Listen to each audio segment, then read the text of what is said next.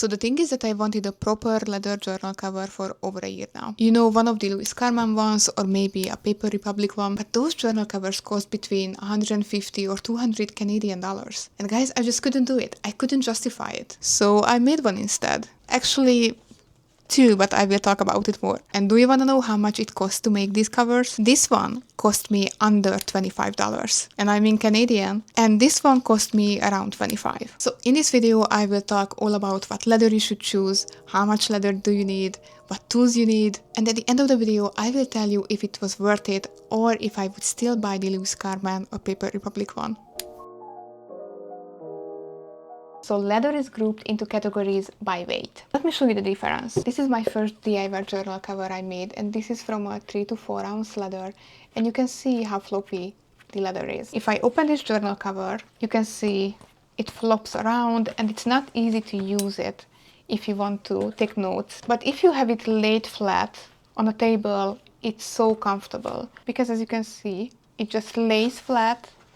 And it's so easy to just get your notebook out, lay it flat, and just close your journal cover. So for everyday use, I think this floppier leather is amazing. But if you are not that happy about the floppiness and it will bother you, you should avoid this type of leather. This is something of a middle ground. This is an official Traverse notebook journal cover. This is the passport size, and you can see how thick it is here. Still easy to move around, but it's not as floppy as the previous one. And this is actually the closest thing you would get to a Louise Carmen or a Paper Republic journal. So if you are interested in this specific leather look, you should go for a 5 to 6 ounce leather. And then we have this. This is a really thick, I think 8 ounce leather, and you can see how rigid this is. I even put some weights on it since I made it, and still it's not laying flat. So whenever I open it, it can still support my hand while I write in my notebook. But if I show you the same way how it looks on the desk,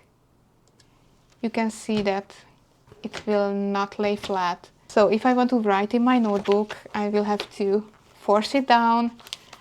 Then I can open my notebook and start writing in it. So because the leather weight really dictates how your journal cover will move and behave, I really recommend going into your local leather store. Here in Toronto, I go to the one on Spadina. I will put the address and everything in the description, but if you live in an area where you don't really have a leather shop, you can still order a piece of leather online and just look for the weight of it. And also let's talk about the cost now, because it really depends on the kind of leather you use. Me and my sister just created new leather journal covers when she visited me here in Toronto, and her 3 to 4 ounce leather that she purchased for her cover costed $9, while mine costed $20. So essentially, the thinner your leather is, you are more likely to pay less for it. Okay, but what other supplies would you need for a leather journal cover? One thing you would need for sure is an elastic. Not only for the closure, but also for the inside, as if you already seen some videos about this traveler's notebook setup, you will know that you will need a few elastics,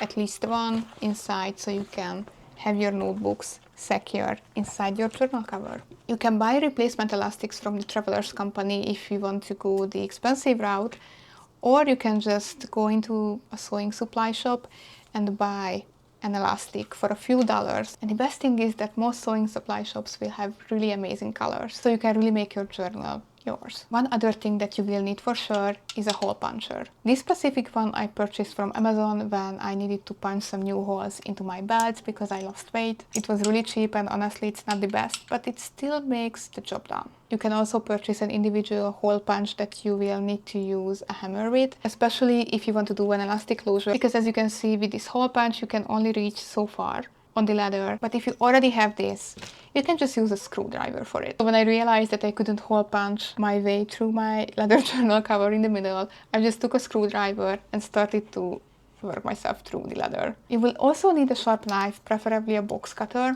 and a ruler, because every time you cut leather, you would want to place the ruler on the leather and cut it by the edge of the ruler. This way your lines will be as neat as possible. And by the way, if you are finding this video useful so far, please give me a follow. We are having so much fun here. So that's everything you need tool-wise, but actually how much leather do you need? And guys, I know Etsy and other websites are full of patterns for these journals, and you know what? If you want to purchase them, do it. It's way easier is just to take your notebooks into the leather store and put it onto the leather and measure it that way. Especially because this way you will only pay for the leather that you will actually need. Most leather stores will just cut the perfect amount for you, and if you make smart choices, you will not even have to do any cutting at home, because the guy at the leather store will cut the perfect height and most likely almost the perfect length. And this is what happened with my first journal cover. I didn't really need to do anything. I cut a few centimeters off because I overestimated how long it should be, but that's all I did, except for also rounding off my edges here. So guys, work smart, not hard. And of course the next question is, where will you put the holes in the leather? So let me show you how Traveler's Notebook works. So as you can see, there are 4 holes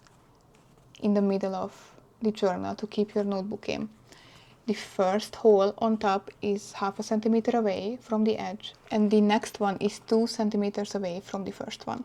And as you can see, the first hole is also cut in half till the edge, so your journal cover will not bunch up and do weird things when you have your notebooks inside. Same thing on the other side, one hole 1/2 centimeter away from the edge, cut in half. The second hole 2 centimeters away from the first one. This is exactly what I did to my other journal, and then you will have the elastic pulled through all 4 of those holes.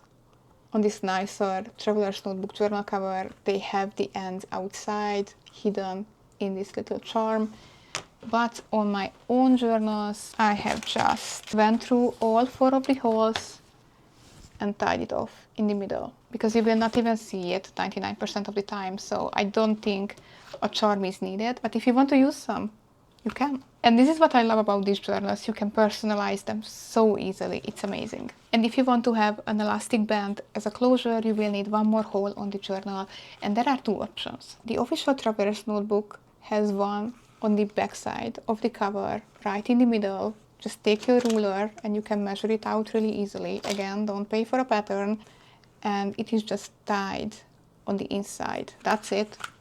Very easy. The problem with this is that when you have your notebook inside here, you will always feel this little bump when you are writing, and I hate that. So on my own journal, I put it on the spine instead. So whenever I open it to write in my notebook, I don't actually feel that knot whenever I'm writing. The one extra thing I would purchase if I were you are these extra elastic bands, so you can put more notebooks into your journal cover. And that's all, guys. You just made your very own luxurious leather journal cover, probably under $30, which is a really big win in my book. But the question remains, was it worth it to make my own journal covers instead of buying a luxurious one that would make me feel special? If you just talk about money, making your own is way cheaper than buying one. Time-wise, it took me 1 afternoon or 1 evening to make one of each, and it was so much fun. Aesthetic-wise, I love mine way more than the Louise Carmen or the Paper Republic one, simply because I was able to choose my leather cover and leather weight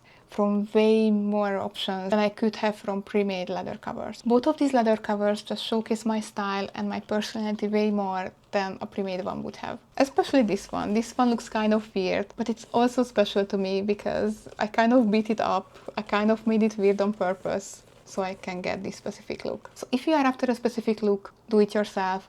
But if you just want to make it easy for yourself and you don't need a bunch of choices, then a pre-made one should be fine. And guys, if you make one of these, please tag me on Instagram. I would love to see your creations.